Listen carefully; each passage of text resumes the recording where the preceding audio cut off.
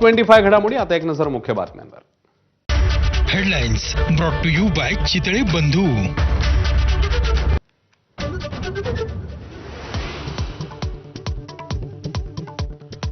मुलुंडमध्ये LBS मार्गावर मेट्रोच्या बांधकामाचा स्लॅब कोसळला. मुंबई फिरण्यासाठी आलेल्या उत्तर प्रदेशमधल्या एका व्यक्तीचा मृत्यू, 3 जखमी. MMRDA कडून उच्चस्तरीय चौकशीचे आदेश. देवाभाऊ म्हणजे कामधेनू, आमच्या मनातल्या इच्छा जाणतात. धनंजय मुंडेंच्या वक्तव्याने चर्चांना उधाण. मंत्रिपदाच्या प्रतीक्षेत असलेल्या मुंडेंच्या वक्तव्याने राजकीय वर्तुळाच्या भुवया उंचावल्या.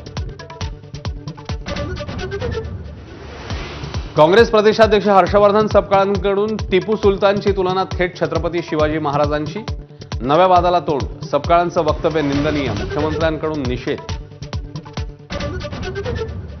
राष्ट्रवादीच्या विलिनीकरणाबाबत शरद पवार गटाची सबुरीची भूमिका. सध्या कोणी बोलणार नाही, शशिकांत शिंदेंचा सावध पवित्रा.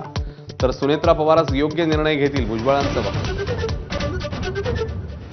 विधानसभा अध्यक्ष राहुल नार्वेकरांविरोधातल्या राऊतांच्या आरोपांचं शेतकऱ्याकडून खंडन. नार्वेकरांचा प्रकरणाशी संबंध नसल्याचं स्पष्टीकरण. तर मालकाच्या मर्जीविरोधात मोजणी केल्यानं नार्वेकरांना पळवून लावल्याचा राऊतांचा आरोप. मुंबईतला पारा 36°C पर्यंत. पूर्वेकडून येणाऱ्या उष्ण वाऱ्यांमुळे तापमानात वाढ. ठाणे, नवी मुंबईतही उन्हाच्या झळा. एसटी कर्मचाऱ्यांना वेतनवाढ फरकाची रक्कम न मिळाल्याचा आरोप. मुंबईत बोंबामारो आंदोलन. तर 24 तारखेला आझाद मैदानात तीव्र आंदोलन करण्याची आहे इशारा. परभणीत रस्त्यावर ठिकठिकाणी कचऱ्याचे ढीग. मनपाच्या कामगारांकडून ढिगांना आग. मुस्लिम महापौरांवरून राजकीय खडाखडी सुरू असतानाच नागरिकांचं आरोग्य धोक्यात. मुंबईतल्या स्वच्छतेसाठी अक्षय कुमार सरसावला. मुंबई क्लीन लीग स्पर्धेचं आयोजन करण्याचा निर्णय. 11 महिने स्पर्धा सुरू राहणार.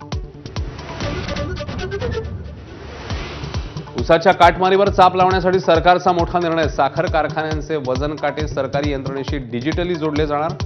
निर्णयाची लवकरात लवकर अंमलबजावणीची शेतकऱ्यांची मागणी.